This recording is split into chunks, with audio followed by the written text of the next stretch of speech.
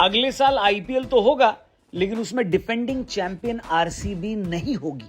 साले का खोपड़ी तोड़ साले का। भैया मेरा खोपड़ी मत तोड़ो, मैं बिल्कुल मजाक नहीं कर रहा हूं। अगले साल के आईपीएल में आरसीबी का पार्टिसिपेशन क्या हो सकता है राहुल जी? खत्म। जी हाँ, मैं हूं रौनक, आप देख रहे हैं रणतंत्र। बहुत सारी खबरें इस तरफ इशारा कर रही हैं कि आरसीबी आईपीएल 2026 से बैन करी जा सकती है। ऐसा नहीं हो सकता, कह दो कि ये झूठ है। मैं तो यही चाहूंगा कि ये बात झूठ हो, क्योंकि अगर ऐसा हो गया तो पहली बार टूर्नामेंट में डिफेंडिंग चैंपियन ही नहीं होगा। मुझे तो यही बात बहुत अजीब लग रही थी कि पिछले साल का ट्रॉफी विनिंग कप्तान इस बार रिटेन नहीं किया गया, लेकिन यहां तो अब यह बात होनी शुरू हो गई है कि ट्रॉफी विनिंग टीम ही आईपीएल में रिटेन नहीं होगी। सुनने में आ रहा है कि बीसीसीआई इस वक्त आरसीबी मैनेजमेंट से बिल्कुल भी खुश नहीं है। कुछ मीडिया रिपोर्ट्स में तो यह भी सामने आ गया है कि आईपीएल के ऑफिशियल इंस्टाग्राम अकाउंट से आरसीबी टीम के अकाउंट को अनफॉलो कर दिया गया है।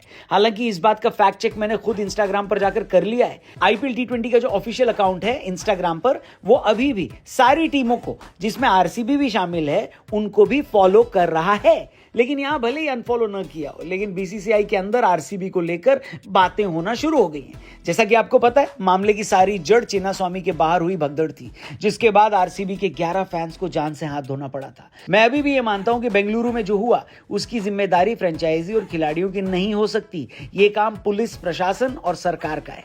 लेकिन जैसे जैसे इन्वेस्टिगेशन होती जा रही है, ये बात सामने आने लगी है कि आरसीबी मैनेजमेंट के एंड पर भी लापरवाही हुई है और गलत डिसीजन लिए गए हैं। बेंगलुरु पुलिस ने एक स्टेटमेंट में यह कहा है कि हमने कर्नाटक की सरकार को और आरसीबी मैनेजमेंट को यह मंगलवार की शाम को जीतने के बाद ही कहा था कि आप ये सेलिब्रेशन अगले दिन यानी बुधवार की बजाय संडे तक होल्ड कर लीजिए।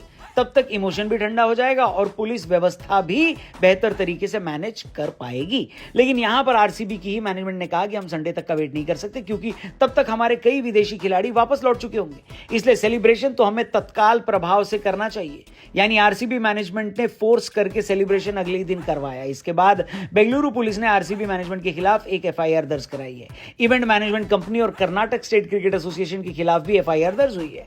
पुलिस ने आरसीबी के मार्केटिंग हेड को भी गिरफ्तार किया है और कर्नाटक स्टेट क्रिकेट एसोसिएशन के 2 अधिकारियों ने पद से इस्तीफा दिया है। जब बीसीसीआई से सेलिब्रेशन के बारे में रिएक्शन लिया गया तो उनका कहना था कि हमारा काम तो फाइनल तक था, उसके बाद हमारा कोई लेना देना ही नहीं है। हालांकि बीसीसीआई ने अपने बयान में यह भी कहा है कि वो इस मामले की जांच करवाएंगे, क्योंकि हम भारत में क्रिकेट के कस्टोडियन हैं और दोबारा ऐसी बात न हो, इस वजह से हमारा इस मामले की जांच कराना बनता है। इसके बाद से बीसीसीआई ने कोई बयान तो नहीं दिया, लेकिन सूत्र यही बता रहे हैं कि बीसीसीआई ने इस पर एक जांच कमेटी बिठा दी है और अगर बेंगलुरु ट्रेजेडी में आरसीबी मैनेजमेंट का किसी भी तरीके से कनेक्शन निकल कर आता है तो 1 साल के लिए आरसीबी को आईपीएल से बैन कर दिया जाएगा।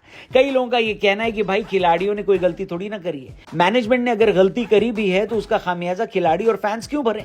लेकिन आईपीएल में 2016 और 17 में चेन्नई और राजस्थान की टीम जब बैन हुई थी, तब भी उनके ओनर्स पर ही बेटिंग के आरोप लगे थे। खिलाड़ियों का तो तब भी कोई लेना देना नहीं था।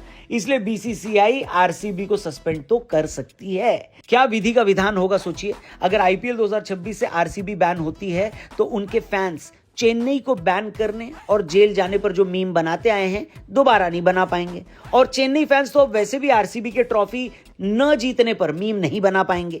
मतलब ऊपर वाले ने गजब का खेल रचाया है। लेकिन आप कमेंट करके ये बताओ कि क्या आरसीबी की टीम को 2026 से बैन करना चाहिए? क्या आपको लगता है कि बेंगलुरु भगदड़ के लिए आरसीबी का मैनेजमेंट ही जिम्मेदार है या ज्यादातर वही लोग जिम्मेदार हैं? और मान लो कि आरसीबी अगर बैन हो जाती है तो आपके हिसाब से किस शहर या प्रदेश की टीम आनी चाहिए आईपीएल में अगले साल? मेरे हिसाब से तो केरल या फिर मध्य प्रदेश की टीम की जरूरत है इस लीग को। देखना यह भी होगा कि विराट कोहली कहां से खेलेंगे, क्योंकि उन्होंने तो आईपीएल जीतने के बाद भी कहा था कि मुझे हमेशा से आरसीबी के लिए ही खेलना था। लेकिन यही बात धोनी ने भी कही थी जब चेन्नई बैन हुई थी, तो उन्होंने पुणे के लिए भी तो खेला था। क्या कोहली भी आगे किसी टीम के लिए खेलेंगे? अगर हां तो कहां से उनको खेलना चाहिए वो भी कमेंट करके जरूर बताना। बहुत सारे सवाल पूछे हमने, बहुत सारे सवाल हैं, किसी भी सवाल का जवाब आप कमेंट करके बता सकते हो। बस चैनल को सब्सक्राइब करके जाना, फेसबुक पे देख रहे हो तो पेज को लाइक करना। जल्दी मिलते हैं। Thank you for watching. Goodbye. जय हिंद।